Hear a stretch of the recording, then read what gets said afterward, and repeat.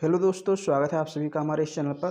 तो हम लोग पढ़ रहे थे भूगोल बी.ए. तृतीय वर्ष भौगोलिक चिंतन, और इसमें मैं आपको वेरी शॉर्ट क्वेश्चन करा रहा था।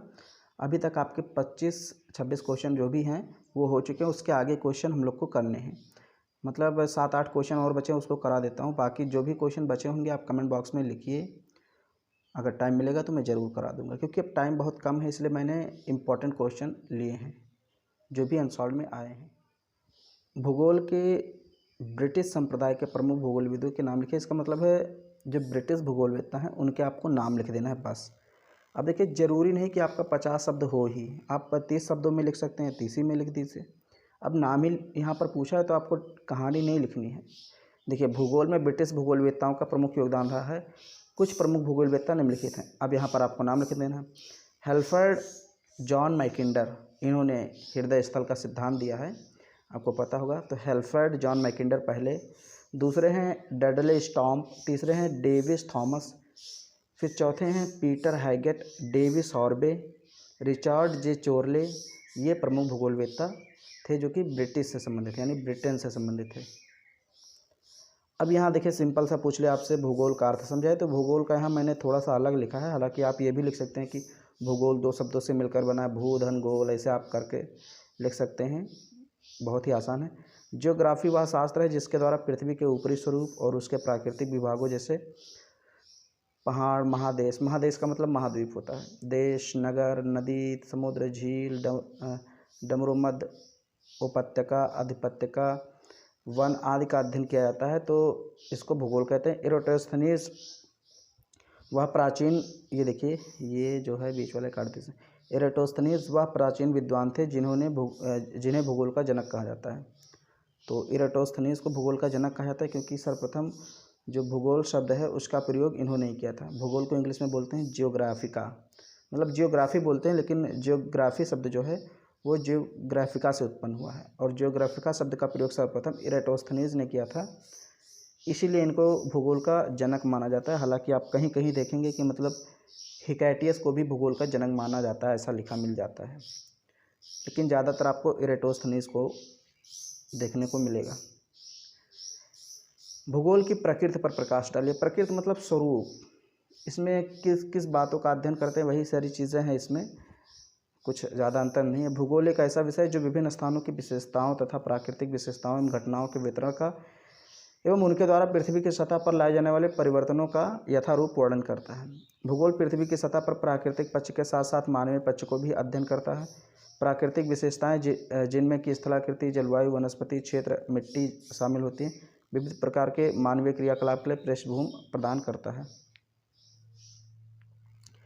अब ये देखिए, पार्थिव एकता का संबंध, जो मैंने आपको पिछले वीडियो में अंतर संबंध का सिद्धांत पढ़ाया था उसी से मिलता जुलता है, ये भी लगभग एक ही है। अंतर संबंध का सिद्धांत मैंने जब पढ़ा था वहाँ बताया था कि सभी तत्व एक ही व्यवस्था के अंग हैं, अलग अलग नहीं है। ठीक वही चीज़ यहाँ पर भी है। पार्थिव एकता, या देखिए अंतर संबंधों का सिद्धांत, यानी दोनों एक ही चीज़ है। इसमें रैटजल की पूर्ण आस्था थी। उन्होंने मानव भूगोल के विवेचन में पार्थिव एकता के सिद्धांत को प्रमुखता प्रदान की।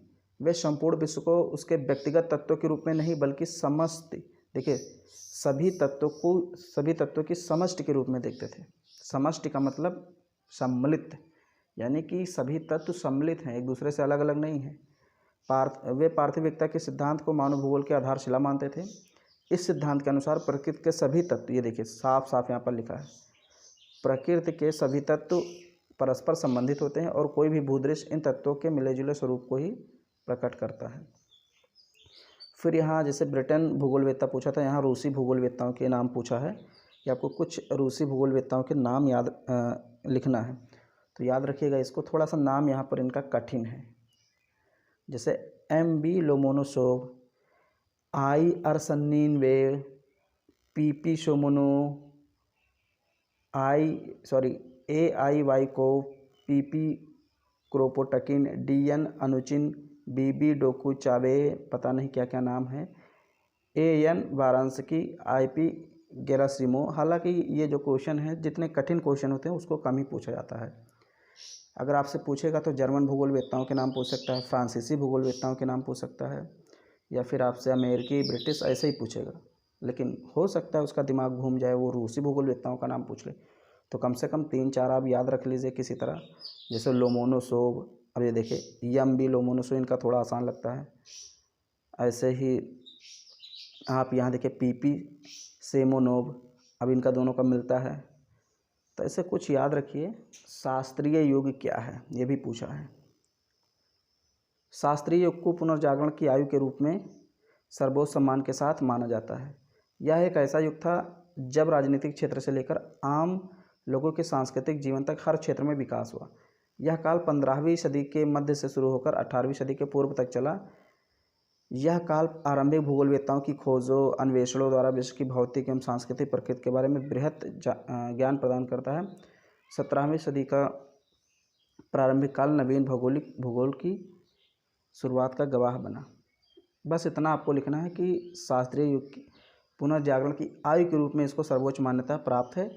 और यह ऐसा युग था जिसमें राजनीतिक क्षेत्र के साथ साथ आम लोगों के सांस्कृतिक जीवन में बहुत ज़्यादा परिवर्तन हुआ। और ये काल कब से कब तक था? 15वीं सदी से लेकर 16वीं सदी की। यहाँ पर आप,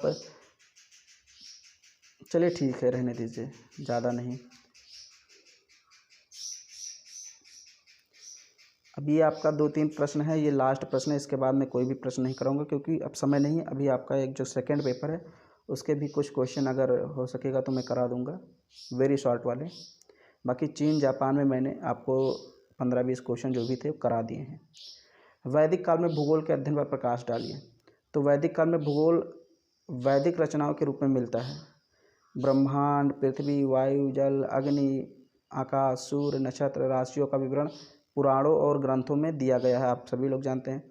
किंतु इतस्ततः, अब इतस्ततः का मतलब मैं नहीं जानता हूँ, उन ग्रंथों में सांस्कृतिक तथा मानव भूगोल की छाया मिलती है। भारत में अन्य शास्त्रों के साथ साथ ज्योतिष, ज्यामिति, खगोल, भूगोल का भी विकास हुआ, जिसकी झलक प्राचीन खंडहरों, अवशेष ग्रंथों में मिलती है। महाकाव्य काल में सामरिक, सांस्कृतिक तथा वायु परिवहन भूगोल के विकास के संकेत हैं। अब ये क्वेश्चन है, ये इंपॉर्टेंट है, हृदय स्थल सिद्धांत। ये हर बार पूछा था, हर बार, इस बार भी पूछा ही जाएगा। या तो ये लॉन्ग में पूछा जाएगा, या तो शॉर्ट में, या तो वेरी शॉर्ट में, कंफर्म है ये पूछा जाएगा। और इसको मैं भी लॉन्ग में करा दूंगा अगर टाइम मिलेगा तो। यहाँ फ़िलहाल वेरी शॉर्ट में देख लीजिए। देखिए हेल्फ्रेड जॉन मैकिंडर, ये ब्रिटेन के भूगोलवेत्ता थे और भूगोल की शुरुआत इन्होंने की एक प्रकार से, तो इनको ब्रिटेन में भूगोल का अग्रदूत माना जाता है। इन्होंने हृदय स्थल सिद्धांत दिया। हृदय स्थल का मतलब होता है मध्य एशिया का पार्ट। ओके, हृदय स्थल का मतलब क्या होता है? मध्य एशिया का पार्ट। मैकिंडर के सिद्धांत के अनुसार जो पूर्वी यूरोप पर शासन करेगा वो हृदय स्थल यानी कि मध्य एशिया पर शासन करेगा। जो हृदय स्थल यानी मध्य एशिया पर शासन करेगा वो विश्व को नियंत्रित करेगा, और जो विश्व पर शासन करेगा यानी जो विश्व द्वीप पर शासन करेगा वो विश्व पर नियंत्रण करेगा। थोड़ा सा समझ लीजिए एक बार। इसमें कहा गया कि जो भाई पूर्वी यूरोप पर शासन करेगा, चाहे इंग्लैंड, फ्रांस, अगर उसका पूर्वी यूरोप पर अधिकार हो गया तो इसका मतलब उसका मध्य एशिया यानी हृदय स्थल पर सिद्धांत नियंत्रण हो गया। और अगर इस पर नियंत्रण हो गया तो विश्व द्वीप पर नियंत्रण होगा। अगर विश्व द्वीप पर नियंत्रण होगा इसका मतलब उसने विश्व पर विजय प्राप्त कर ली, ये चीज़ कही गई थी। तो ये टोटल आज के इस वीडियो में 8 क्वेश्चन कराए और मतलब 35-36 क्वेश्चन आपके हो गए होंगे। 1-2 प्रश्न हैं जो थोड़े से मतलब समझ में नहीं आ रहे उसमें क्या लिखा दूँ, तो उसका उत्तर अगर मुझे मिलेगा तो मैं ज़रूर आपको बताऊँगा। और आपका कोई भी अगर प्रश्न हो लॉन्ग में, खास करके फर्स्ट पेपर में जो इसमें पढ़ा रहा हूँ, तो आप कमेंट बॉक्स में लिख सकते हैं।